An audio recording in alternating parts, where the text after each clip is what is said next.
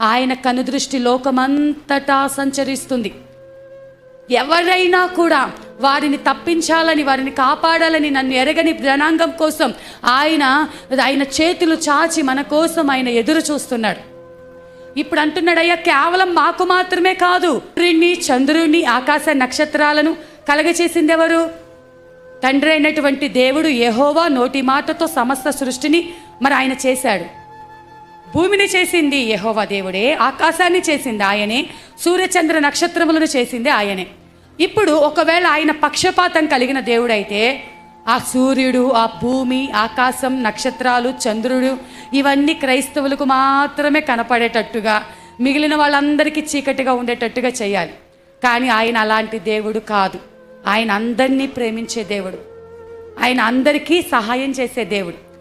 ఆయన అన్యజనులను ఏలువాడు కూడా ఆయనే, ప్రపంచమంతా కాపాడేవాడు ఆయనే.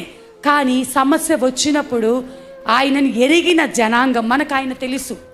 పాపం చాలామంది ప్రజలకు ఆయన తెలియదు. మన అంగం మీద కోపం ఉండకూడదు, ద్వేషం ఉండకూడదు. మనము అయ్యో పాపం అని వారి మీద జాలి పడాలి. మనకేమో ఇంత శక్తిమంతుడు తెలుసు, సమస్య వచ్చినప్పుడు, కష్టం వచ్చినప్పుడు ఎలా ఆయన దగ్గరికి వెళ్ళాలో తెలుసు. కానీ లోకానికి ఆ సంగతి తెలియదు కాబట్టి వాళ్ళను చూసి జాలి పడాలే తప్ప అన్ని ప్రేమించాలి, అందరితో సమాధానంగా ఉండాలి, దేవునికి మాత్రం మనము లోబడి ఉండాలి. ఇక్కడ ఏమంటున్నాడు? అన్యజనులను ఏలువాడవు నీవే.